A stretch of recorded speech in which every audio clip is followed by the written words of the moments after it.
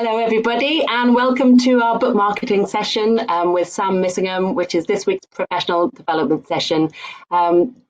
This is event part of our SOA at Home Festival, which runs until July. All of our sessions are free, but if you can afford to donate a few pounds to the Authors Emergency Fund to support authors in financial difficulty due to the health crisis, there's a link in the chat box at the top there, which takes you straight through to our GoFundMe page. I'm Anna Ganley, I'm Head of Staff at the SOA, and I'll be chairing this session with Sam, in which you'll share book marketing tips and advice, and that's for whether you're traditionally published, whether you're a hybrid author, indie author, and whatever stage you're at in your career. I'm sure you'll find lots of practical tips and tricks to take away with you this afternoon. So a little bit about Sam before we get started. Sam Missingham runs the Empowered Author website, which offers authors a one-stop shop for book marketing, publicity, design advice, ideas and support. Her aim is to give authors tried and tested book marketing tips, case studies, expert insight and more.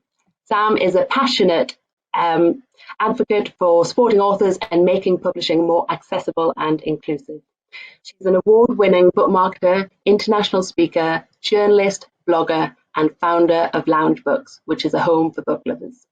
Sam was head of audience development at HarperCollins UK, where she ran large marketing campaigns, and before that she was head of events and marketing at the bookstore. So if you want to find out more about Sam, visit her website at theempoweredauthor.com, and you can also find her daily on Twitter at @SamAtLounge. So just a few bits of housekeeping. This session is planned to go until 4:30 p.m. Because it's a bit longer session, we will break at 3:45 for about 5 minutes, just for a very quick comfort break, and then we'll come back to answer lots of your questions and talk more about book marketing. So please do type in your questions into the chat box to the right, and we'll pick those up as we go along, and Sam will answer those for you. So without further ado, I'll hand you over to Sam. Brilliant. Right. Okay. I shall cut straight to the chase. And I have some slides, and I'm going to do a presentation. I'm going to cover an awful lot of things, and I really hope everyone will get something out of it, irrespective of what stage you're at in your career, what you publish, whether you're published, whether you're going a hybrid route or indie, or yeah, you've been frozen. What's that? Make sure you click the start broadcast button if you haven't. Yes, we've got that. Okay, frozen picture. Oh, frick. Okay, so I'm going to go to slides, because then you don't have to see my pixelated face, and hopefully, oh no. Okay, hold on 1 second. Yeah. Right. There's a lot of chat going on in the box as well, in the chat box, and just say if anyone has any problems, just try reconnecting. It will reconnect both the video and the audio. We have had some connection issues with this, so please persevere. And all the best laid plans, because now I have to reboot my presentation. Okay. I am very happy, by the way, for you to start posting questions while my slides are going up, and it will be good. I promise you it will be good. And we will have lots of questions, because we've got over 250 people with us today. Yes. So it should be busy with the questions. I will do my best to highlight them, and we'll pick those up as we go through. And I don't mind how sort of, if you think they're really silly questions or small, or that you should know it, this is a completely safe space. This is what I say with all of my events. Please ask any question. I'm really happy to answer anything. I can't promise that I will be able to answer everything, because there is obviously quite a lot involved in book marketing. So, but I will certainly try. And if not, I will point you in the direction of someone or something or a resource that could help you more. So I'm just waiting for my presentation, then we will crack on with that. I'll introduce myself while I'm here. My name is Sam Missingham. I hope a few of you know me already from Twitter. I tweet an awful lot, far too much, about books and about publishing. I am specifically interested in sort of, I guess, the sort of transformation of the book industry. And the reason why I I'm interested in that is I worked at the bookseller for 5 years. I launched Future Book with Philip Jones, which was about the transformation of the industry. So obviously everything that happened with Amazon and Kindle and ebooks, and that transformation. And obviously what is interesting is the fact that we are now going through another transformation. I don't think anyone could have predicted that we would have had a pandemic disrupting our industry, but here we are. And lots of things to learn from that. So I worked at the bookseller, I ran the industry awards. I also did all of the circulation marketing and getting audience development, which is really the sort of my skill set has always been even before the bookseller, where I worked on lots of different magazines, building audiences around hobbies. So I've worked on magazines about gardening and weddings and digital photography. But the thing obviously that they all have in common is the fact that if you have a hobby, and on many levels, I consider reading a hobby, that you do some similar things. So basically, you tend to spend money on your hobby. So if you're into gardening, you will probably buy kit and seeds and bulbs and, you know, all kinds of things for your garden. You will probably buy a magazine. You probably will go watch a TV program about it. And you will potentially go to some sort of social media kind of group or Facebook group or something on Pinterest where you will share your passion for that hobby. So really, I've taken all of that knowledge into the book industry. I got a job at HarperCollins as head. Well, I did a couple of different things. I was head of events, author events, and I ran all kinds of fascinating events with George R.R. Martin, and that was amazing, which I don't have time to go into, but was fantastic and I learned a lot. And also I ran lots of their corporate events, which also was quite fascinating. So their author parties and things. And then I moved into audience development, where I came up with lots of ideas across all of their books. So I had the remit of just coming up with ideas, not just their front list, so not just their books that are coming out in the next 6 weeks, but all of their books, you know, across genres, backlist, their estate. So obviously when you think about a big publisher like HarperCollins, it means you have endless creative opportunities because you have Agatha Christie, Dr. Seuss, Paddington Bear, and obviously a multitude of other things. So it's a brilliant, brilliant opportunity, and I loved working there. I was, however, made redundant, so I'm happy to say that out up front. I was made redundant for lots of different reasons, because I think fundamentally I'm quite a sort of disruptive, energetic person, and that really does work to a certain extent. And then after a while, you become really annoying, I think is the crux of it, and that's totally fine. I understand that. Yeah, so basically, I then have launched something called Lounge Books, which is a website for book lovers, and that was really just for me. I cannot code, I have no coding skills, so I thought I would launch it and see basically how hard it was to launch a website and try and sell some books. Not as hard as one would think. My sort of test is, can I do it? If I can do it, anyone can do it. And then I launched the Empowered Author, which Anna has talked about. So that's me. And I'm going to start the presentation. I'm going to get stuck in because I have a lot to go through. Please post questions. I don't know if you posted any questions yet, Anna. There are lots of questions coming in, yes. So, I mean, I'll see those to you when you want a break. So I've done, can you all see the slides okay? I'm assuming some of us. Right, I'm going to go back to all of the questions, I hope, at some point. So, slides. Okay, about me, I've done that. Where we're at. Okay, where we're at. So I think based on obviously having a pandemic, which obviously no one was anticipating, and seeing a massive disruption in our industry, we are somewhere between these two images, which is obviously an awful lot of things one could perceive as incredibly negative, not least our bookshops closing and sort of closing a huge number of sales specifically to print books and hardbacks, which obviously is not ideal. Also, some of our supply chains have broken down. So actually things like Gardeners and Bertram's, I think whichever one, Bertram's I think is just closed, and they're a big, is that right, Anna? Yeah. Yeah, Bertram's, but Gardeners open. So obviously we're reliant on, a logistics infrastructure working behind the scenes, so that when you go into a bookshop, you can order something that can be either delivered to the bookshop, or indeed, obviously, when you go online and order, that it can be delivered to you. Amazon obviously deprioritized some of our books during this pandemic and took buy buttons off of things because they were prioritizing food and other essential things. So an awful lot of disruption, which I know you're all fully aware of, so I feel no need to go into the negative side of things. So the happy face is the fact that actually what has come out of this is a huge amount of innovation, lots of people being very nimble, and lots of people using online platforms, mostly to promote their books, to engage with their audiences, and all of the platforms that actually have been around for a very long time. Everyone has had to learn how to use Zoom and Facebook Live, and all kinds of other platforms, and obviously online video platforms and YouTube, in a very short period of time, which, some could argue we really should have been using these tools for lots of reasons already, but we haven't been mostly. So we now have an awful lot of tools available to us. So it throws up, what I would like to say are lots of opportunities. We like that word, that's a positive word, isn't it? So everything has gone virtual. So what you will see is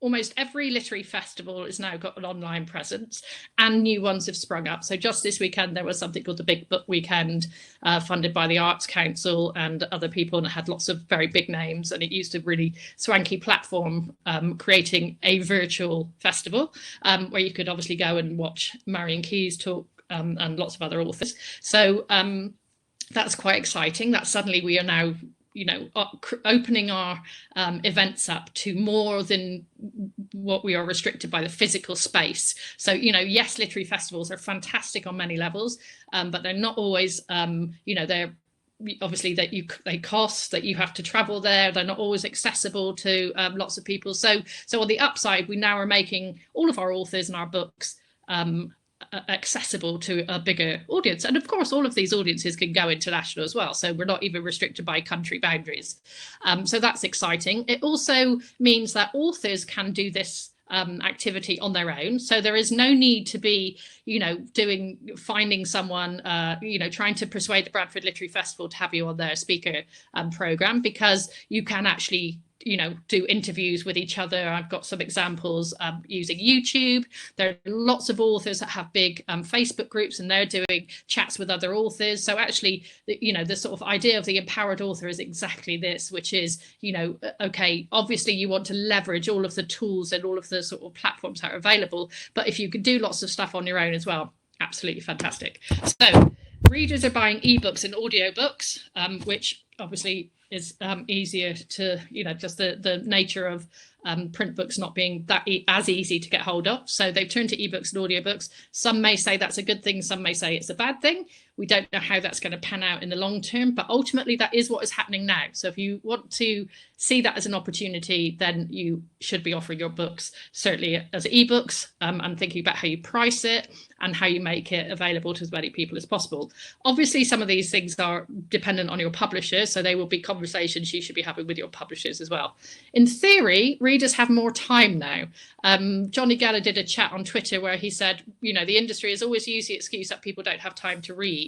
And we no longer have that excuse, because now we have nothing but time. I'm not actually sure that that's true, because certainly if you have kids at home, you have absolutely no time whatsoever. But in theory, we are reading more. We're turning to books, which is a credible plus for our industry. That we have so much going for us, which is people turn to us for comfort, entertainment, to be educated, to educate their children, to be informed. We have a product that can be delivered digitally across countries, across global sort of boundaries. This is not true of an awful lot of industries that are going to be hit incredibly hard, are not going to be able to transition to a sort of digital world. So also what's happening now is we have an opportunity to add value to our readers. So if you think about what publishers are doing in terms of homeschooling, they are now offering lots of free homeschooling content and educational books for children for free, and obviously that will build up long-term relationships with readers and put us in a very positive light, which is, you know, you can go to Dorling Kindersley at home, you go to Penguin at home and get access lots of content. There really is no, you know, that's something which is a digital marketing tool anyway, which is giving away some things for free in return for an email or blah, blah, blah. So that's also a really positive, is putting ourselves in a really strong position. And if you think about what the likes of, say, Joe Wicks has done, he is adding value by, you know, doing live videos every day, making everyone do terrible exercises that are far too hard. And, you know, he is an author, he sells an awful lot of books.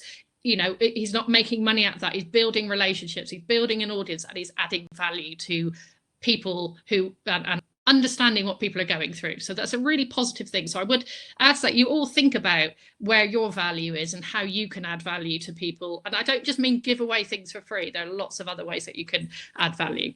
So publishers selling direct. Yeah, this is something which obviously has been escalated again, rushed forward, because, you know, if publishers can't sell books through bookshops or online retailers, then they now really have an opportunity, I would say, to think about selling directly, which in my mind they should have been offering all along, because they can then think of their differences with Amazon. What can they sell that's different from Amazon, whether that's, you know, signed copies or special editions or things that, you know, they can really add something in with their author, you know, so they're sort of publishing as a services. So, you know, could they have a chat with the author and then buy, you know, a nice hardback, etc., etc. Booksellers are becoming more nimble. You should be watching all of this on Twitter.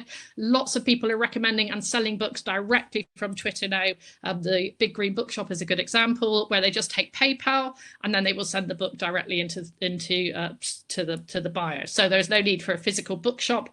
Obviously, we want all of them to open, but they're not open at the moment. Lots of innovation, lots of opportunity to partner and collaborate.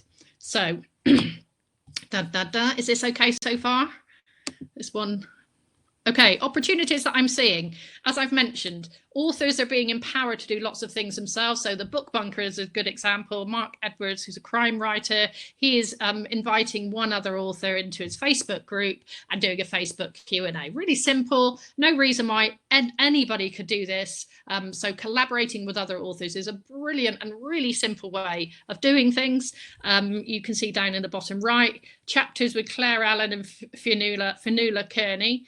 They have launched a YouTube channel where they're bringing in another author every week and interviewing them. Again, something you could launch incredibly easily, you know, collaborate with 3 or 4, maybe, you know, there are lots of different collaborations out there. There's one called the Prime Writers, which is writers who are published for their first book over the age of 40. There are about 25 of them, and they all support each other. They have a website, they promote each other's books. So, you know, stronger together is something I really think you should, you know, sort of take on board as an author. So obviously things like podcasts, there are podcasts, there's the 2 crime writers who have a good podcast going. And then also, like I mentioned, this is the virtual, what is this one called?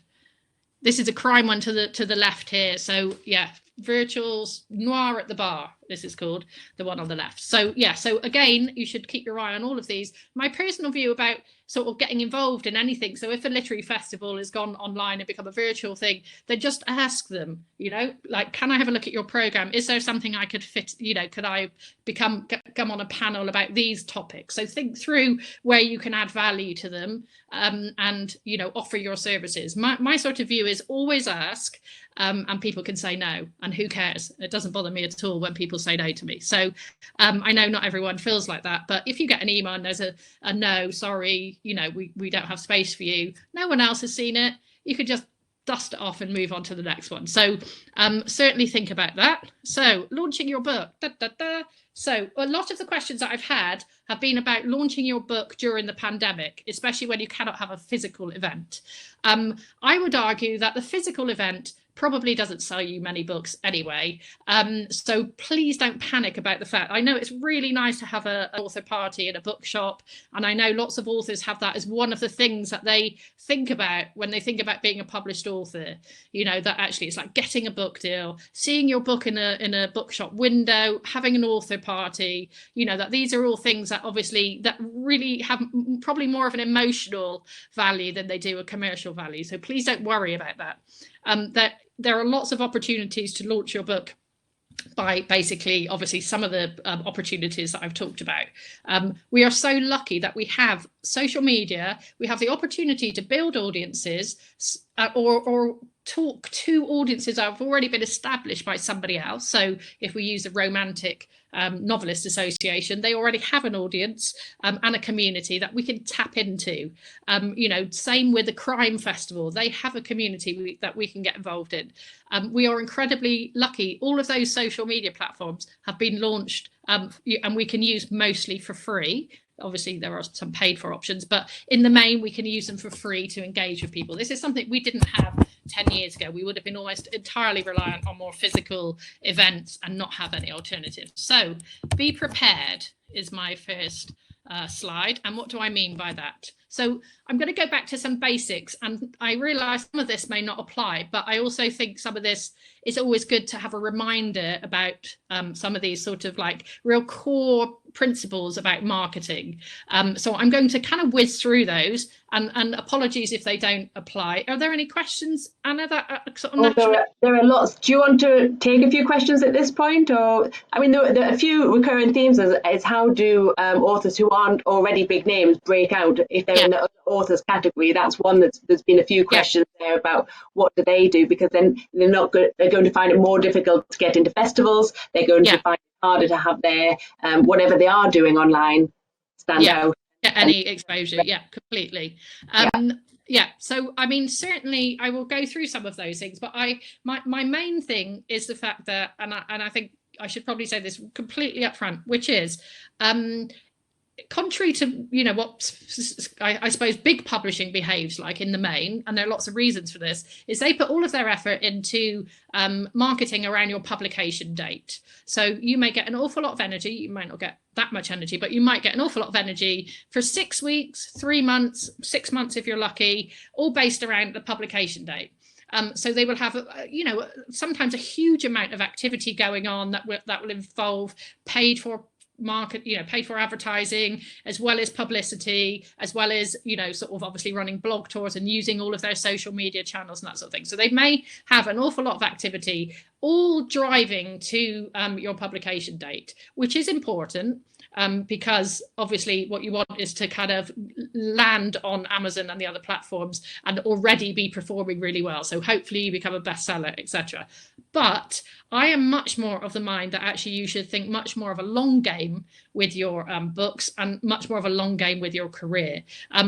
There are very few very quick bestsellers or overnight successes in publishing. I'm sure, obviously, we all have seen, say, what happened with Gail Honeyman and Eleanor Oliphant is completely fine. That, you know, that is absolutely the exception when that happens.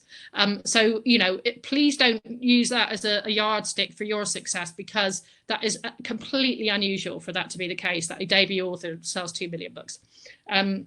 So think more about your long-term career. If you are in this for the long haul, then, you know, I would say change your sort of fears about doing everything around publication date and be thinking, if you can, you should be marketing year round.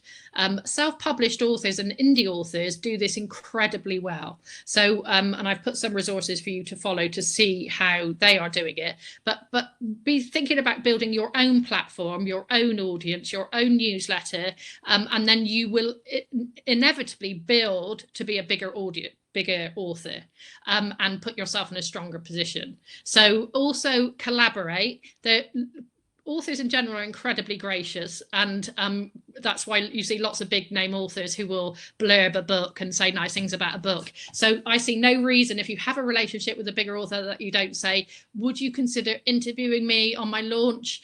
Is there something I can put on your blog?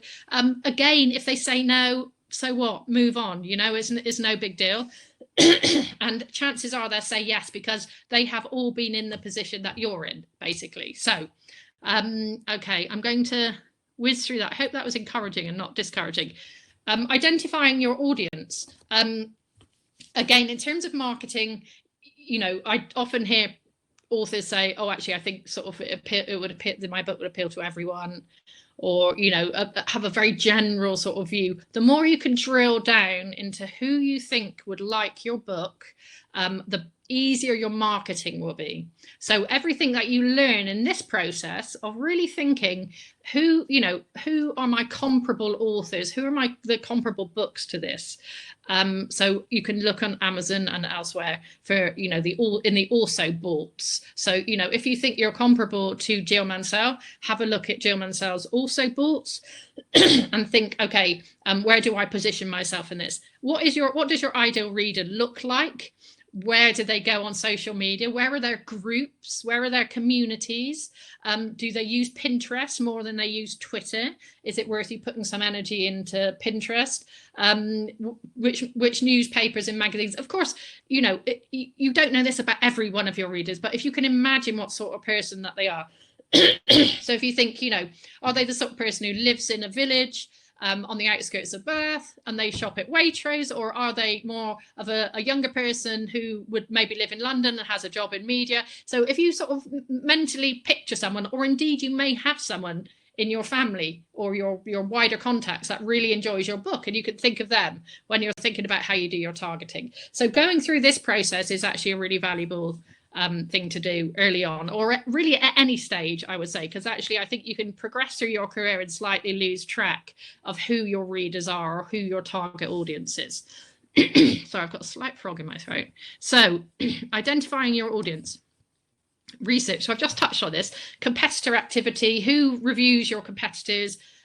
What are your competitors doing on social media? I am a great believer that in terms of marketing in general, there are really no new ideas. So if you see that you have 6 authors who you think, okay, that I'm aligned with these authors, with their books and their audience, then follow them on every platform, see what they do, adapt their good ideas. There's absolutely everything is just authors learning from other authors, you know. So adapt their good ideas, ignore the things you don't like, think about how you can make it work for you and your book and your slight different take on the world. But there is no reason to think you've got to start from scratch with all of these things. If the author, obviously the ideal thing is to follow authors who are doing well, and then think, okay, so a really simple idea, for example, is if you think you're in a similar sort of audience to, let me think, Ian Rankin, then, you know, go into Google and put Ian Rankin, search on Ian Rankin review. And then you will see all the reviews that come up on Ian Rankin's books, or obviously you could use his Twitter name, or go into Google and say Ian Rankin reviews, and then write down everyone that has reviewed Ian Rankin's books. Okay, so, you know, if he's been reviewed in The Guardian, for example, or the Daily Mail or wherever, and see who the person is, and start building up your list of people who you could potentially approach about your book. So, you know, again, you do not need to start from scratch. You can use the information that you already have. And that applies to bloggers as well. So, you know, if you think about Ian Rankin, you know, and again, if you put in @BeathHigh, that's his Twitter name, and you know, blog tour or blog or review or preview, you will get endless number of tweets from bloggers who've read his book, who've said nice things to him, people who are engaging with him regularly, and you follow them, and chances are they will follow you back. So really, really simple techniques to start building your audience. You do not need to, I think that's the thing that's quite daunting that I hear from a lot of authors. It's like, where do I start? Like, what do I do on Twitter? How can I even know where my people are? You know, start with your comparable, you know, competitive, I don't like the word competitive because I don't think we should see them as competitors, but comparable authors, comparable books, you know, put the book title in there and write review and see what comes up. So that's a good starting point. Another little sneaky tip in terms of anything you want to do locally. So, for example, when the bookshops are open again, and that would be a great day, you know, if you have a local Waterstones or a local indie bookshop, have a look at their Twitter feed and see who is following them. And see who they follow. And that's a way for you to, and your local library, and you'll start building up a local readership of those people. You know, there's no reason for people to follow Waterstones in Bristol unless they happen to be someone in Bristol who likes books. So if you're in Bristol, why not, you know, build up some local readership as well? I hope that makes sense. Be prepared. Plan. Oh, we don't like planning, do we? So planning. So you have a publication date, obviously, and this is your opportunity to, you know, get a very nice looking Excel spreadsheet in front of you with your publication date and all the months before. So 3 to 6 months before, and then 3 to 6 months after, and then you can sort of start to annual things and think exactly when you would like to do things and what you could do. So I'm just putting here what you should aim to have. No one has all of these things. So this is a nice to have. What I mean, for example, by a content plan would be, I've just recently started work for an author and I've created a content plan. So I will have my months and I will have along the left-hand column, what's going in the Facebook group, roughly what date. So I have a calendar of events. It's very good on social media to have regular things. So if you want to do something, say on the 5th of each month, that is you reading your book, or on the 10th of each month, this is how you can manage the process of your content, basically. On the 10th of each month, you read an excerpt from your book. Maybe on the last day of the month, you run a competition. So something your audience can get used to. And obviously things like engaging with them. What are you reading this weekend?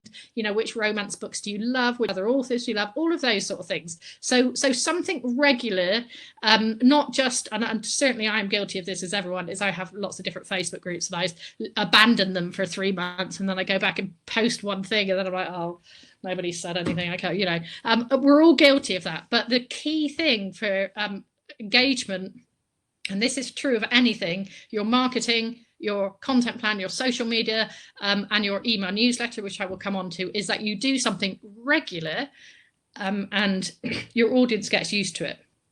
And that builds a relationship. So you don't send them some random newsletter once and then 4 months later another newsletter which looks completely different because you've redesigned it. You haven't got this, you know, they need something which is kind of templated, which they know what to expect. They even potentially get excited about it. I mean, I would recommend you sign up for Marion Key's email, which is absolutely hilarious. I genuinely get excited when I see it in my inbox. It's hard to imagine how much of a nerd I am that I get excited about author newsletters, but I do. So yeah, so definitely think about, you know, looking at a content plan. Where is all your content going? So have your social media and think through when you are posting. So whether that's Twitter or Facebook or Twitter and Pinterest or whatever you've chosen. And then your newsletter content, some of that can be related back to your social media, and then potentially have some blogs. So if you've written a blog post about your experiences of launching a book, or you know, your experiences with having a big family, or whatever you know, topics you think could relate and pull in, you know, the right sort of people to you, you can then include that blog in your newsletter. So start thinking of a plan. There is an awful lot of activity you can do which really involves no money, but a lot of effort to do it well. So, you know, my view is either you spend lots of money and you can get things that are automated and running out there and potentially selling you books, or you can spend time and put some real attention to detail and do things really well and build that up. Equally, that said, don't do everything. So why I've got all of these things on here, I don't anticipate every author has a plan of all of these, but do have some sort of plan and some sort of timeline that you can stick to. And not just random. This is what I hear a lot from authors, is they just they randomly do things. So they will get up in the morning and have an idea, they'll post something. And then like a week later they go, oh no, actually maybe you know, we all do that. But you know, if you can plan some of your activity, it will stop you going completely insane as well, I find. So, okay. Also important, sorry, Anna, do you want to speak? No, I was just going to give you time to catch your breath and come up for air. It's really playing to your strengths and picking what really works for you, which platforms you feel comfortable interacting on, where your audiences are. But yeah, just choosing and being selective rather than, because it is quite time consuming to do all of these things. Also, one question I was just going to ask, are you able to share these slides? Yeah, totally. Everyone's scribbling down all of these excellent notes. Yeah, brilliant. We'll share them afterwards. Okay, does relaunching ever work? Yes, absolutely. Someone's just out. I'm just looking at the questions. I do love questions. Yes, you can have these slides after. And actually, I slightly ran out of time, but I have been creating a document with useful links and other examples, which I will put together in the next couple of days. And I will send that as well. So you can actually read in more detail how you do each bit of this. So how you do author newsletters, how you build your platform. I would certainly, if you were a self-published indie author, then you were kind of launching and relaunching all of the time, basically. So a lot of self-published authors have series of books, and obviously that doesn't apply to all. So for example, what they're, in very simple terms, what they do is they try and get people in on the first book of a series, either for free or 99p, and then they feed them through their whole series. By the time they get to the end of their first series, they're hooked as a reader, and they use lots of mechanisms to get people into their newsletter through that process. So if you think, you know, sort of launching that book one in a series, you are basically launching that all the time to a new audience, and I find that a much better way of thinking, rather than thinking, actually, if I miss this 6-week window, my book's going to die and that's it. But actually, that does bring me on to the last point on here, which is what and when is your publisher's activity? Irrespective of who you're published with, they should have a marketing and publicity plan, and they should stick to it. And certainly you should be you know, challenging them if they're not sticking to things. I mean, in general, I would say book marketing people are incredibly good at what they do, but they are incredibly overstretched. They have tons and tons of books to do at any one time. So always be thinking, what can you continue of your publisher activity, and what can you do on your own? You know, I know not everyone thinks that authors should spend money on their own book marketing away from their publisher. I personally think if you can, you should. And you know, basically you should be thinking about building your own platform to be as strong as it can possibly be, and do as much of it as you can for free. There's loads that you can do for free. If you want to spend money and you can afford to spend money, that will just make that process quicker, will build your audience quicker in theory if you do it right. So let's get back to slides. Oh, I'm loving the questions. In terms of newsletters, you can either use, I use MailChimp, which isn't necessarily the best, and doesn't offer certain bits of functionality like very good in segmentation and things like that. So MailerLite, I think, is better at that. There is also something called Substack, which is an American platform, which is actually very cool, which is like a blogging and newsletter platform all in one, and they will monetize it for you. So you can give away some of it for free. I have a blog on my site about it, actually. So certainly consider Substack. I'll just write that in. Substack. It's pretty cool. So I'm going back to my slides. Oh my Lord, I've got so many slides. Okay. Create artwork. Right. I was going to say, again, your publisher should be doing lots of this. These are just random examples that I screen grab at different times.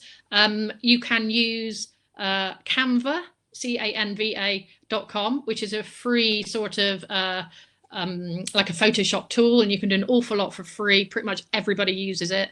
And there is also something called bookbrush.com, and that's quite cool because that is specifically for authors, and they will already have a sort of placement of a nice things like the scissors and the cotton, and you just drop your cover in, and you could do nifty things like obviously turn your flat cover into a 3D pack shot, which is also quite handy.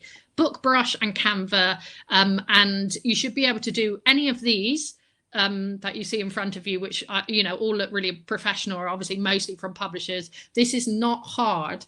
Obviously, you know, you do need to sort of have a play around and get used to the platform. So when you have a plan, you should be able to create some of your artwork ahead of time, some of your social media assets, and start building up a sort of you know, a folder of things that you can then access as in when you need it. whether that's doing paid for advertising, or whether you're scheduling some content using social media scheduling tools, and that sort of thing. So here are just examples. I just pulled these out because I thought they were all quite nice. So these are paid for ads that you've got in front of you right now. Blurbs and hooks. I could obviously do a whole session on blurbs and hooks. There's Adam Croft, who is a self-published author, runs a really quite good, well, very good course, which is only about £29, which I think is, trying to remember what the platform is that's used on. Anyway, look it up. Adam Croft is hooks and blurbs. I personally look at a lot of blurbs, and a lot of them I think are really bad. No disrespect to anyone here. So please get somebody else to look at your blurbs. Some of the things that I don't like is things where you have like poems or haikus at the start of your blurbs, or you talk about your book in sort of like a weird third person, and you know, where you're kind of too close to it. You know, you want to hear about the story and hook people in. This is Mark Dawson example. So if you look at the last line, so this is just the beginning of a dangerous story, blah, blah, blah, blah. Or is he about to awaken the devil he's been trying to smother for so long? So basically he leaves you on a hook. And that's exactly what any book should be able to do, any book description, and use a couple of quotes. You do not need 50 quotes at the start of it from different people and reviewers. You need 2 or 3 of your best ones. So, you know, do not write too much. Just write about your story, hook people, and you know, and also you can test this as well. But you know, this is actually really important because you have a tiny amount of time. Your book cover, which obviously your publisher will do, or you can do on Canva, etc., etc., and your blurb should work together as a package so that people know what they're going to get. They shouldn't be thinking, is this sci-fi, or is this literary fiction, or is this, I don't even understand what sort of book this is going to be. You have, and I read a lot of blurbs like that where I'm really none the wiser, you know, whether it's going to be like a Martin Amis book or it's going to be a, you know, a romance. So certainly think carefully about this. Your publisher will probably do a fairly decent job for you, but you know, definitely give this plenty of energy. Do you want to stop for a little bit, Anna? Yeah, I was going to say it's 3:45 now. Is this a good place to stop? We'll have a very quick break of 5 minutes just to give people a chance to run and get a glass of water, pop to the loo, and we'll kick off again at 10 to 4. We've just got a few minutes. Cool. Have a look for all the questions. Yeah, I was going to say, while we're breaking from the presentation, if you do see any questions in there, Sam, that you want to answer, there are lots of them, and it's hard to balance the time between the writing and the doing the publicity and whether it actually has any impact. So balancing the time has been something that came up in the question, and leaving the time for writing. But yeah, I've highlighted a few questions in there for you. Have a look at highlighted. Right, okay. And one question from Jill James was about how much is being given away for free at the moment, and when you stop doing this and when you start paywalling for content, and getting that balance right. I mean, I think free has been used a lot in terms of you know, getting people. I'm going to go on to that actually, which is about what, you know, obviously we call the reader magnet. So I will talk about that. I don't want to talk too much while people are having a little break. Okay. Is it okay so far, Anna? Brilliant. I think there's lots of practical content packed in there, and I think it's great that we can share the slides. We'll also share our guide as well, which is kind of an introductory guide to people for publicity and marketing. There's lots to learn. There's for people, and it's, I think that's key to make that plan at the beginning, to really know where you're going with things, to make sure that you've got a plan that you're going to follow in a time frame, so that you're working at something which is SMART goals. So that you feel like you're on a journey somewhere. Yeah, I think also that thing of like the time to do all of this is absolutely spot on. And, you know, I really do. Obviously, I am doing sort of belt and braces with this presentation of all the things you could do. I certainly do not expect all authors to be doing all of this. And, you know, irrespective of whether they're published or going the indie route. So I think, you know, always it would be a case of, I think that's where a plan comes in, which is, you know, obviously you can put, you know, what you would really like to do, but then you do have to have a what is realistic in terms of what I can do. And also, you know, I would balance the two things, which is what you enjoy doing, what your natural skill set is, but also what you're finding is effective. And, you know, you certainly should be able to measure some of your activity to see when you're getting sales, obviously, especially if you're a self-published author, because you have immediate access to sales. So obviously, if you send out a newsletter and you sell 40 books, then it makes sense to spend a bit more time on your newsletter, for example. So certainly, you know, some things I would consider about building audience, and then some things I would consider book marketing, which is really driving sales. So that would be some of the paid for activity, the newsletter activity, and they both are valuable, but you have to get to a sort of level that it's realistic what you can do, basically. And that's in terms of money and in terms of time. So, yeah, I don't expect everyone to be doing all of it. I think there is a lot of information and there is a lot to learn if you're new to it. So I think it's definitely worth spending that time in the beginning to do, whether it's a few courses or reading a few guides and just and speaking to other authors about how they started doing it themselves and just have, you know, bite-sized chunks and just start small and gradually keep going. We will pause the talking so people can go to the loo. It's all recorded, so you can watch it again later if you miss 5 minutes or so of it. So it will be on our Vimeo channel later. So if you just search the Society of Authors on Vimeo, you'll be able to see all of the recordings from the SOA at Home Festival. So don't worry about missing anything. You can go back and watch it later.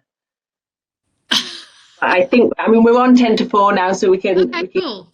Back into it. Someone has asked where I'm from, and I'm from the very fair city of Bristol.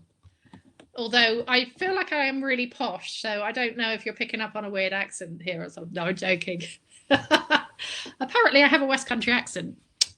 It's lovely. Right. Okay. So should we kick off again? Yeah, let's go for it. Right. Cool. Okay. Right. Let me get back to my slides. So, blurbs. Yep. Author platform. Okay, this is very much about considering your career as a long game, as opposed to worrying about the short term of book publication around book publication date. So this is what can you do to put yourself in a very strong position.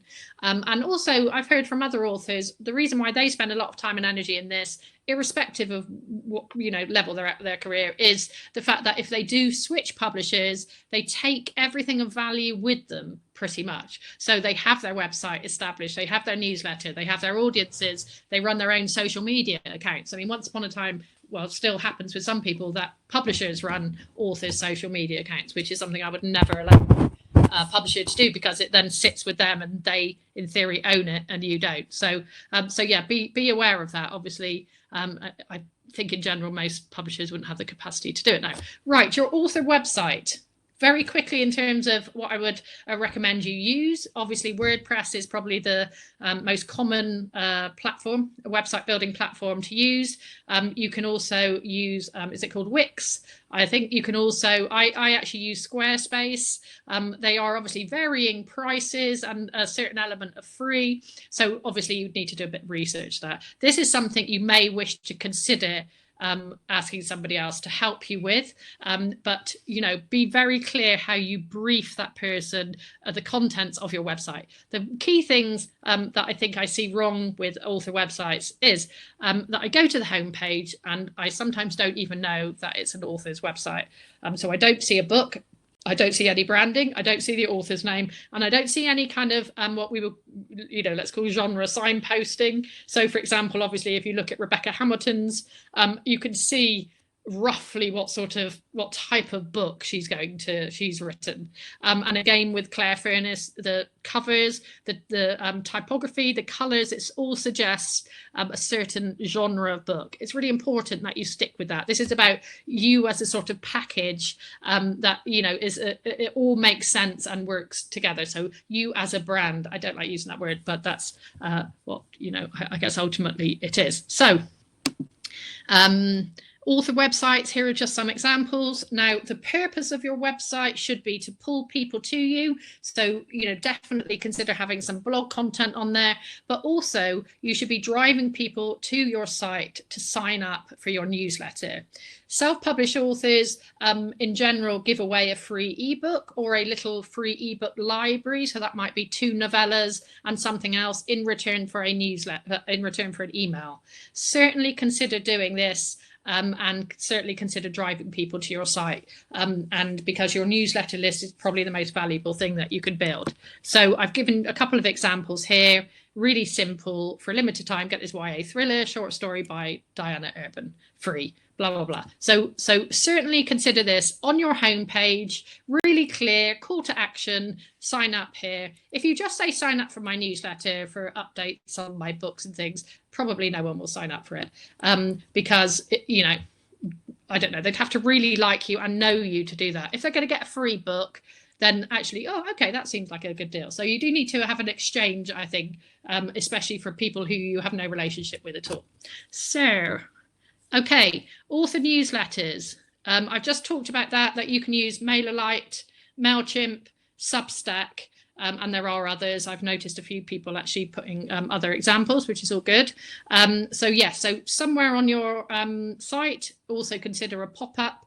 Everyone say they hate pop-ups, but you know, they do work, and you can obviously do them so that they disappear quickly and blah, blah, blah. So definitely consider this. Try to drive people into your newsletter on your site. So and is the newsletter list as important as your social media following? That was one question. Yeah, more important. Yeah. Well, no, that's not actually true. So my view is, and I was just saying that basically certain activity is about building audience and engaging with audience. And I don't just mean your readers. I mean, if you think about how Twitter works, that is your opportunity to engage with bookshops, librarians, teachers, school librarians, agents, literary festivals, other authors. So actually you're part of a sort of network where you're partly obviously engaging with your readers, but partly also, you know, building relationships that can be valuable longer term. So that is, I would say, you know, that is not a direct sales activity. You can sell books on Twitter, but that's not really the main purpose for it. When it comes to you spending on paid for ads, you should be, you should be driving people to buy your book, whether you're doing Amazon ads or Facebook ads. If you are driving people into your newsletter, the purpose of your newsletter is, so if you think about it, in the social media world, you will have a huge amount of people who follow you who may not see your tweets. They don't really engage with you. So you get like I suppose a significant amount of wastage. If people say, I like Bengali's book so much, I've gone to his website and I've signed up for his newsletter. So think about it from your own website. They are, you know, a qualified lead. They have said, I am interested enough in you to sign up for your newsletter. So they've gone from being just wastage and sort of fluff in social media to being a really warm, hot prospect for someone who will buy your book. You have now sent them a free book and they have read it, you know, a number of them will read your book.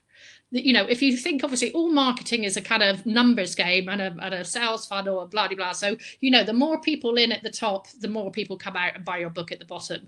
So, you know, so if you think about all of these people are, you know, around your social media and your audience, you want to be driving them into your activity. So specifically into your Facebook groups, you know, specifically into your newsletters, you know, you engage with them further and hopefully, you know, you get sales, but also hardcore fans who will keep coming back to buy. It's pretty much obviously how all marketing and selling actually works. So obviously you have grades of people that you're dealing with, and some of them are warm to hot prospects. That's what these people are. And then they will be your readers, and then hopefully your super fans. I've used so much jargon in that last thing, I don't know where to begin. Okay, so another question I often get is like, what do I put on my website? What should I put in my newsletters? Think back to that content plan. You have, people say, well, I don't really do anything. What on earth can I write and stuff? You have your book news, cover reveals, events, excerpts, press coverage, put your interviews up on there, put a media kit where, so, like I'm the sort of person that I go and source lots of images of authors. The number of times I go to a website and I can't even find a photo of the author, post those, get some decent quality photos, all of your covers so that I could easily download your latest cover rather than having to go to Amazon. Or, just some really simple things. Look at Claire McIntosh's website. It's got pretty much everything like this. So, again, copy people who are good at this stuff, run competitions. And again, obviously your website is driving into your newsletter, but have a content plan. So, if you think about your content plan, when you look out over the year, so around, if we were having a normal year, that is a non-pandemic year, in May, you would be maybe thinking about summer reads. Okay, so you would think, okay, in May, my content might be me choosing 6 books that are my summer reads and putting that on a blog and then linking it in my website, or around Valentine's Day or Christmas, or, think about the different things that are going on that you can hook your books to. And you mentioned, and we've retweeted this, a number of authors who are very good at doing all of this. So if anybody afterwards wants to check them out, do follow them and see what they're doing throughout the year. It's on our Twitter feed and we'll circulate it afterwards. Yeah, and it's the last slide on this actually. So, Brilliant. Okay. So, which bit am I up to? What's the website? Sorry, I'm just seeing. Okay, author newsletter, author website, social media. And again, like I said, and so for anyone that wasn't here, in terms of, obviously, I don't expect all authors to do all of this activity. You should focus on what you enjoy doing, where your natural skills lie, and also what you find is effective. So if you concentrate on those 2 things, that should put you in a good position. Do not try to be on 25 different social media platforms producing content for all of those channels, because you'll just go mental, basically. And, and publishers aren't even able to do that. So obviously, Twitter, Facebook, Instagram, obviously some people are naturally good at one over the other. I would focus on that. But still keep your core author platform in terms of your author website and your newsletter. That is absolutely key. Social media, there are lots of chats going on already about, so these are just the YA chats that happen, try and hook into them. There are chats going on in every genre. Obviously education chats and things like that. So try and get familiar with those and hook yourself into them. So pre-launch activity. I'm only on pre-launch, guys. Panic. Okay, so pre-order campaigns. The reason why big publishers and most people do pre-order campaigns is because when it comes to publication date, they like all of the orders that have come in up until that point. So if they've been doing steady sales for 3 months, they all count on the first week on Amazon and on any bestseller list. So basically it propels you up, it launches your book in a really positive way and hopefully puts you in a bestseller list straight away. So if those things are important to you, put the energy into doing some pre-order campaigns. Personally, I think it really only lends itself to certain books that it makes any sense. But equally, there is no harm in trying to get people to buy your book ahead of time. It creates some buzz and also obviously a little bit of anticipation for your book. And also those orders are obviously going to be a positive thing as well. So here, again, you can look at all these examples. So again, I've got examples on in different genres, so you could look at them. Okay, pre-launch activity, social media. So again, you've done really nicely. You built up a nice social media following, whether that's on Twitter or Instagram, and your book is coming out in a week or in 6 weeks, and you can start feeding, just in your organic content. So obviously we see Mark Billingham 1 week before Love Like Blood hits bookshops, very excited. So, he doesn't link to buying it, which obviously I would encourage you to do in general, but, and obviously your publisher should be doing this as well and tagging you in it so that you can retweet this activity. That sort of thing that they say that you have to see something 7 times before you consider buying it.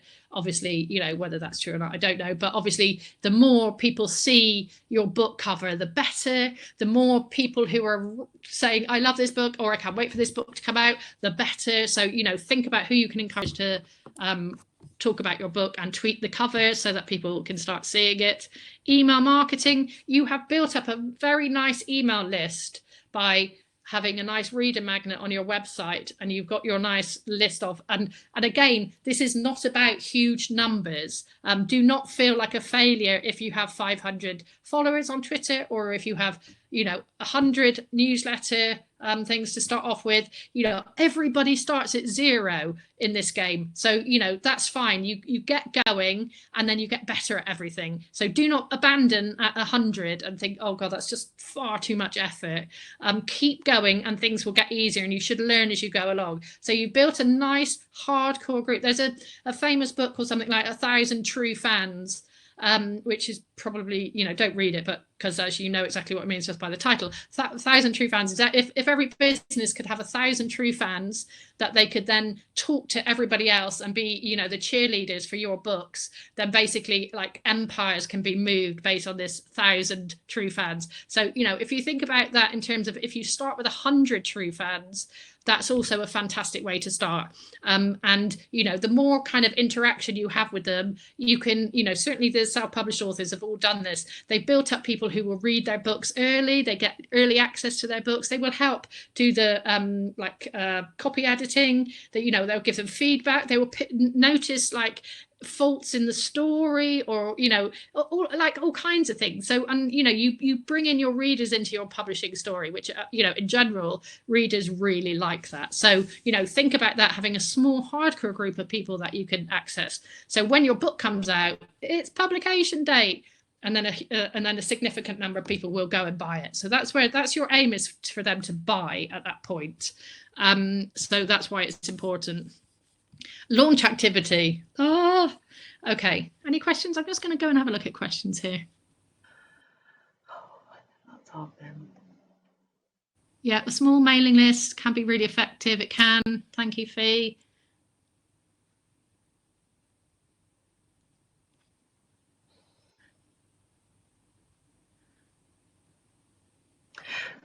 Okay. Again, what's your advice about how much to share yourself as well as your books is part of building your brand? Yes. Oh, yeah. No, that's a really good point, because that is actually a concern that because I used to do one-to-one Twitter training when I was at HarperCollins, and obviously the same thing applies to all social media. So the concerns authors have is, I don't have anything interesting to say. I'm going to make grammatical errors on Twitter, which is lols, because some of the things I tweet are madness. But yeah, and they're worried about the privacy, the sort of their own personal privacy being you know, invaded, which is perfectly valid. Obviously all of those concerns are perfectly valid. So I would say you reveal what you're happy to reveal and nothing else. So what I would say is, there's, you know, like for example, I would never tweet a photo of my daughter, and I never have. And that's because there are loads of people who follow me that have no idea who they are. I don't want them to see my daughter. I don't really even, you know, but I do talk about my daughter. So I will say, you know, my daughter and I watched a film this evening. It was really great, blah, blah, blah, blah. So, you know, there's a difference between, you know, feeling like my privacy is invaded and feeling sort of, you know, unsafe, to actually revealing some personal things about the person that I am and the life that I lead. Again, obviously, there are lots of things that you can talk about that don't reveal any sort of private, you know, issues at all. So, you know, your hobbies are a really good thing. So every time I go into a bookshop, I take photos of all the shelves, all the, you know, things, sort of any nice kind of merchandise. And then I tweet about it over a period of time, or I at the, you know, copy in the author and say, look, I saw this on the thing. So all of those things are really simple. There's no reason for you to say which bookshop you're in or any of those details. Again, if you like gardening, you know, tweeting photos of your garden, and, you know, so you start attracting your type of people. Obviously, for example, if you are trying to encourage, if you're selling children's books, you know, I know a lot of like children's authors are much more careful about the language that they use than if you were potentially, you know, an adult author, for obvious reasons. You know, not that there are lots of children following, but you don't really want to give the impression that you're sort of like a potty-mouthed, you know, woman or man, or, you know, and you're writing a book for their children. So, or indeed if a children's school librarian is following you. So, you know, think about your audience and think about what you think is appropriate, and, you know, obviously temper yourself to fit that, if that makes sense. Okay, so launch, so a virtual launch. Yeah, so this is applicable right now. So again, what we talked about at the beginning, we have this amazing opportunity to do launches online, reach out to a bigger audience potentially than we would have had if we'd done it at a bookshop. These are all just examples. Mark Edwards on Facebook is absolutely brilliant, so do follow Mark.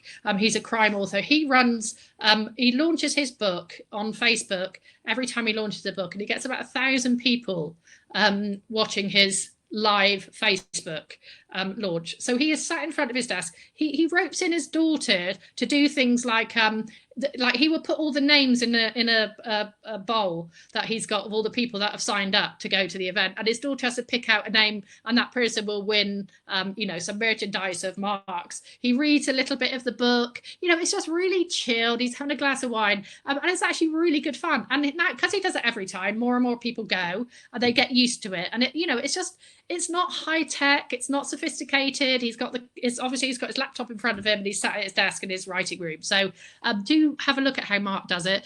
These are examples of people who have recently launched, like obviously since the pandemic. I like this one at the bottom, which says, I had this weird dream that I spent almost a decade writing a book, and then it came out in the midst of a vast global pandemic. My book launch party took place on a screen. Then I woke up and it's true, which did really make me laugh. I have felt great sympathy for that. But yeah, so you can use Zoom, you can use Facebook Live, obviously you can use Twitter and do video on Twitter, or you could do all of them, you know, or like I said, ask another author to join you one evening.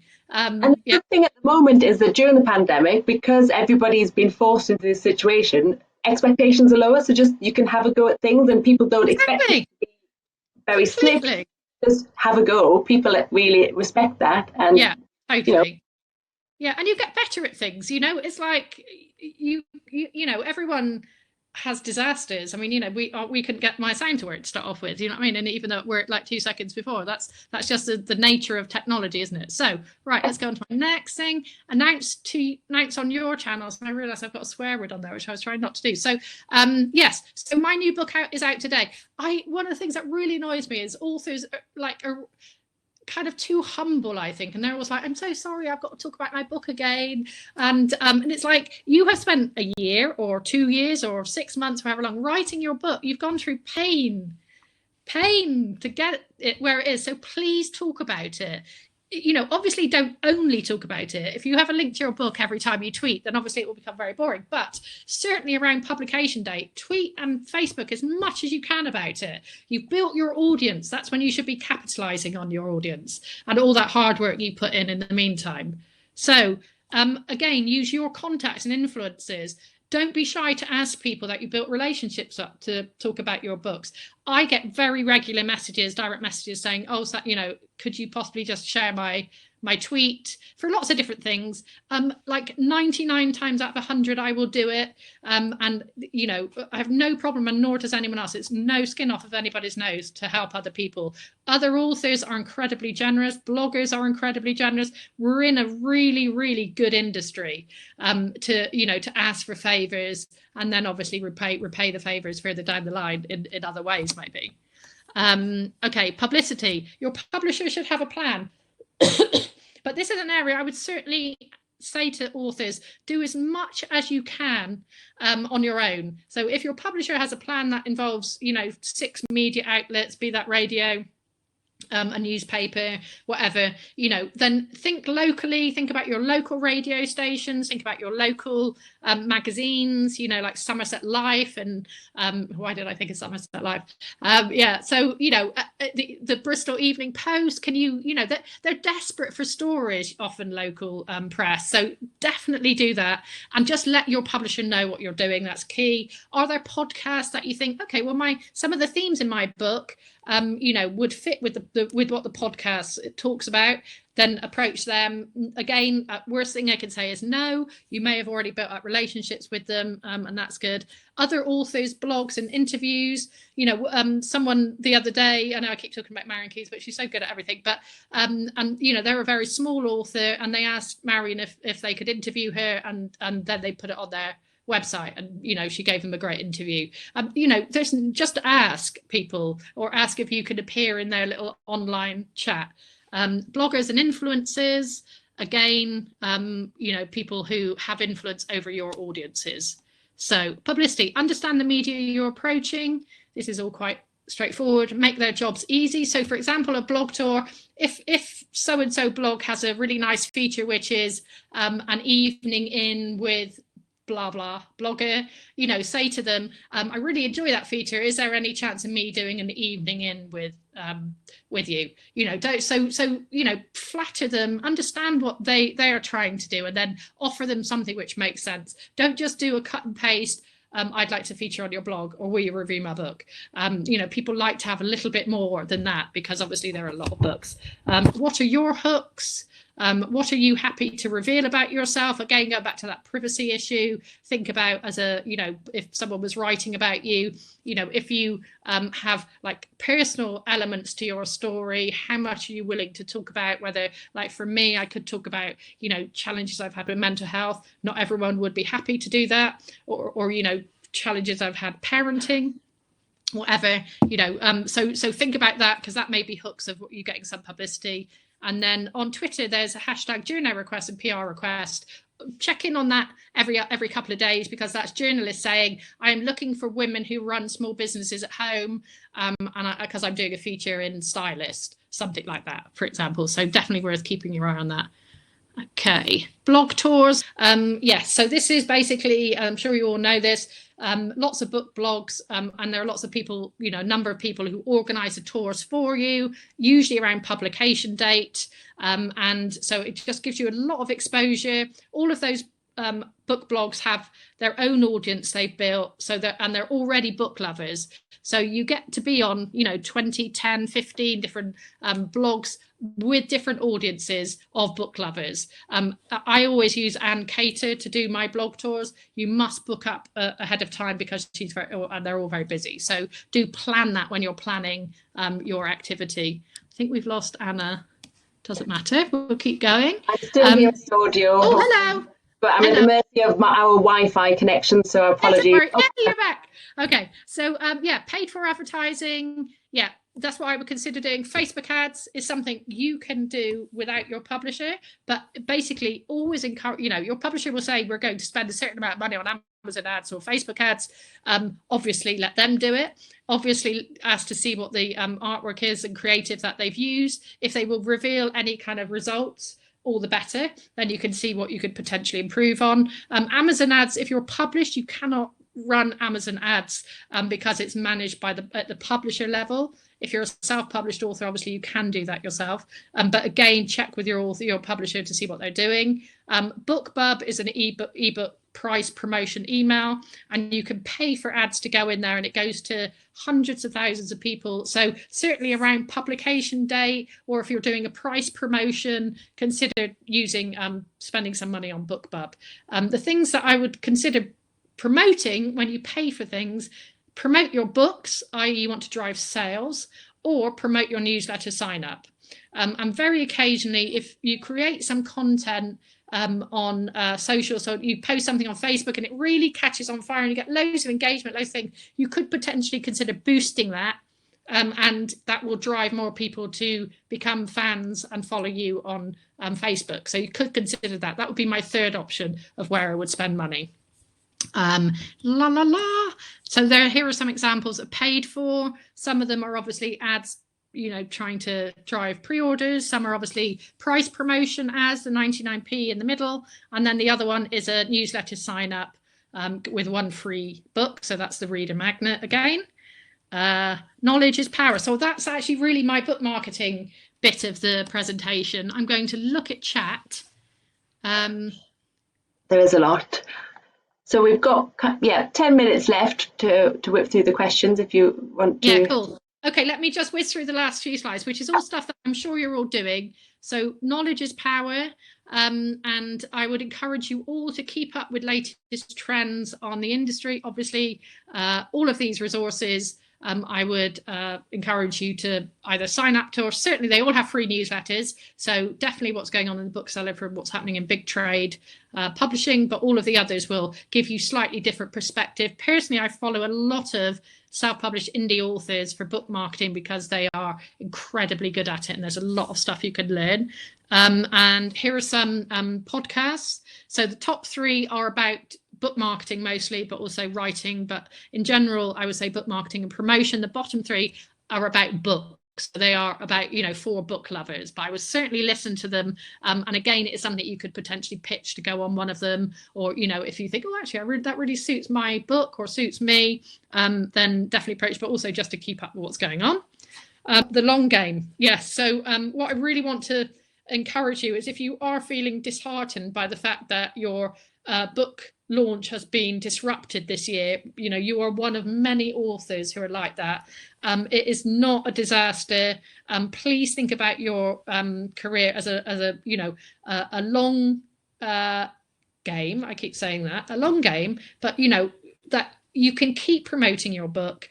You are not entirely dependent on what your publisher does. There is a lot of things you can do to build your platform and keep, promoting your books, your series, however many books that you have, as long as you do some of the things that I suggested. So use your author website properly, build an author newsletter. I would personally do not rely entirely on your publisher because they are stretched for time. They have loads and loads of books. If you are, I know lots of authors do get frustrated because they don't hear back from their publisher, or at the moment marketing people are being furloughed and they don't know what's going on. It's like, empower yourself and do as much as you can, because it will put you in a good position. So collaborate, see who you can work with, share and support. I don't know why I put show me the money, but I think we all need to know that we have to make some money out of this at the end of it. And then, yes, consider yourself the CEO of your writing business. You should have financial acumen. You should be able to write budget plans.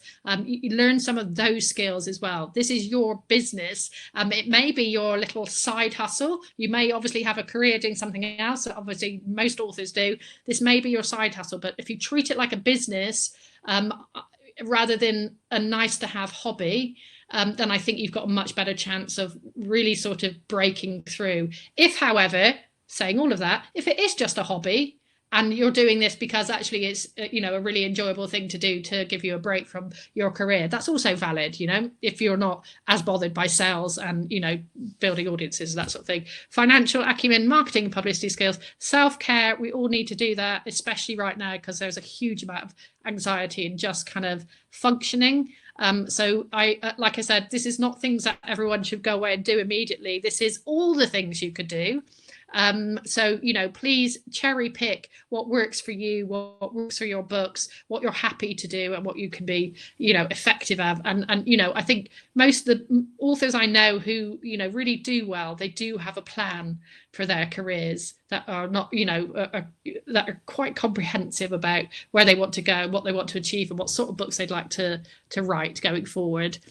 Here's my list of authors I recommend you follow who are very good at lots of the things that I've talked about today. So you should be able to pick up lots of ideas from them. You can go back to that with the slides, and please feel free. I do have a newsletter. So if you want to go to my website, theempoweredauthor.com, I have a newsletter, and I have 25 ideas that you can implement straight away, which is a little booklet. So that's my own little bit of self-promotion. So yes, and feel free to email me because I'd love to hear from you all, basically. Do you have to pay for blog tours? Okay, I'm going to whiz through some questions. Shall I do that, Anna? Yeah, go for it. 5-10 minutes. Yeah. There are lots of, ones on getting more book reviews, on getting reviews. If you've got any tips, Catherine, that's that. Yeah. That's one thing I didn't cover, book reviews, but I do have on the empoweredauthor.com, I do have a specific blog about how to get more book reviews. And in my booklet, there are some good examples. So instead of going through them, if you find those two things that will give you specific examples. But again, you know, in many ways, you should use your newsletter to get reviews. So you should encourage your hardcore fans. Obviously, if you see people saying, I've just read your book, I love it, there's nothing wrong with saying, could you please go, you know, to Amazon or wherever and, you know, put a review. It would really help me. Lots of people have regular artwork that they post, which said, you know, help an author post a review. Lots of different techniques like that. And then there are services you can pay for. Okay. BookBub, never heard of it. BookBub is a free newsletter which goes out to anyone that is interested in kind of cheap ebooks. That's how it started. It started in America. It has something like 3 million people signed up for in the UK, about 8 million in the US. So it's incredibly, you know, targeted audience of people who are voracious readers, basically. So you pay to put an ad in it. It's quite expensive, but you do get to reach a lot of people who are book fans. So, you know, certainly consider it something to test. Blog tours, yes, you do charge. People do charge for blog tours because actually it's an awful lot of work involved in it, but they do tend to be somewhere between 100 and 150 pounds. So from my point of view, I think that's incredibly money well spent. And I tell you why, because I've actually tried to organize some of them myself, and it takes a lot of time communicating with like 10, 15 different people, creating artwork, making sure you communicate to everyone when they're supposed to post, what, you know, what the links are, then you post it. So actually I would just hand it over. And also don't forget, they all have the relationships with the bloggers already. So, you know, you don't have to establish those relationships, which can obviously will take time. Yeah, and Ann Cater is the person that I recommend. Sam, how helpful do I find Goodreads? I'm very sort of mixed about Goodreads, to be completely honest, because I hear quite bad things about how authors feel about it, and that there can be some quite nasty sort of activity there. But it, you know, in the past, I've always encouraged authors to have a presence there, because it seems mad not to try to engage with 30 million people who are signed up to it, who obviously create their own virtual libraries and talk about the books that they love. So I would say certainly have a presence. And if you can find people who are using it really effectively, then reach out to them and find or watch what they're doing and see if you can use it for certain things. Personally, I think it was a very unfriendly platform even before Amazon bought it. And then Amazon bought it, and obviously they've integrated all of their sort of back end to it. And it seems to have slightly lost its way. That would be my perspective on it. And, you know, obviously people may disagree with that. So definitely do it with trepidation, I would say.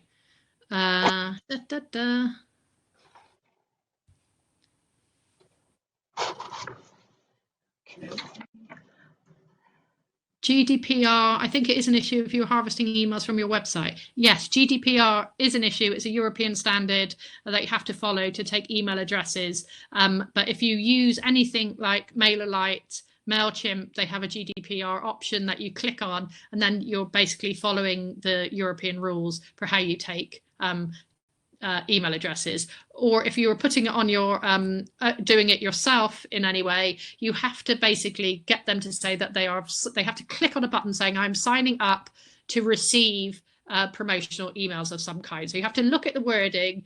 You can find that wording pretty much anywhere. It's not, you know, obviously it will limit to a certain extent how many people will come on board, but you have to do it basically. So but yeah, so definitely just use a platform that uses it already, I would say. There have been so many questions coming through, so if anyone does have any final questions they want to just quickly type in so that they're top of the list, please do feel free to do that. We've got a few minutes left. Otherwise we're just scrolling through the questions to make sure we've answered just as many as we can.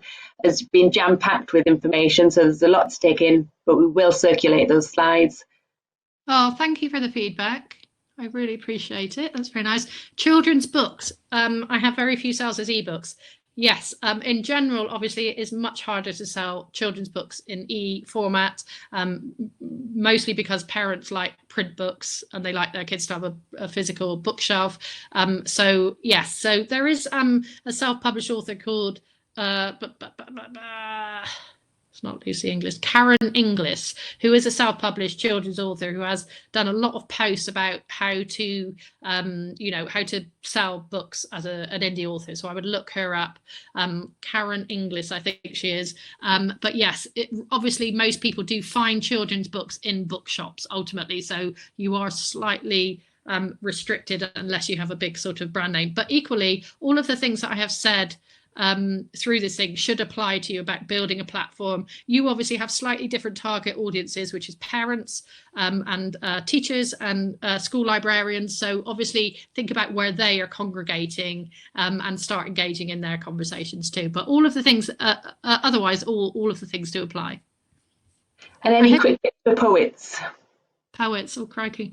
I did do a presentation to poets actually, but again, I would say that in general, that's been something which is sold well in print. I have sort of had a few emails, people saying I've like for the first time made my poetry available in e-format. So obviously, again, I would say probably roughly the same things apply to children's. But equally, it is an easier content to use on social media in terms of you can give away some of it for free on Instagram and on Twitter and Facebook, and then hopefully drive people to buy, whatever format you've. Obviously, I know there are lots of different formats for poetry, aren't there? And also the Poetry Book Society, I would get in contact with them, and also I think is In Press Publishing, who do distribution of poetry, and I don't really know what the sort of restrictions are or how you get involved in that, but those are the two organizations I know that I would recommend you certainly go and find out if you can either join them or find out how they can help you promote your poetry, if that helps. Cool. I think we've probably run out of time now, Sam. That has been incredibly useful. Well done. A marathon session there. Thank you for joining us for an hour and a half and packing so much into it. There is a lot there that we'll circulate in the slides. And if there are any questions that we haven't managed to answer, we'll pick those out and we'll see if we can circulate some answers by email. But thank you very much for bearing with us through the technical difficulties. And yes, special thanks to Sam for keeping going throughout there. I've really enjoyed it, and I honestly, the worst thing was me being mute for an hour and a half. That wasn't good. Awful. We would definitely sort that out. But thank you for talking through that. And I'll just say this. I mean, tomorrow we've got just to remind people, if they want to keep with us this week, we've got we're looking at the impact of the pandemic tomorrow to see what the impact on the publishing industry is, and we'll be speaking to David Shelley, Hachette's CEO, and also the co-owner of the independent bookshop Burley Fisher Books, Samuel Fisher. So join us tomorrow at 3 if you want to find out more broadly about the publishing landscape. Also on Thursday afternoon, we've got a fun one. We've got afternoon tea with Vaseem Khan from 4 o'clock on Thursday. He's going to talk about his creative routine. If you haven't seen his Author Voices video, do check it out. It is very funny, and I think his session is going to be very funny too. He's a crime writer, and he's also a judge for this year's Betty Trask Awards. So do come along to those if you can do it live. If not, as I said, our Vimeo channel has all of the recordings on from previous sessions, so you can watch them again later and speed through the bits that you want to see. So you can sign up for this week's events at societyofauthors.org/events to register. And thank you for joining us. Thank you for persevering with us, and see you all again soon. Thanks to Sam. Thank you so much. Thank you, everyone. I really enjoyed it. Thanks.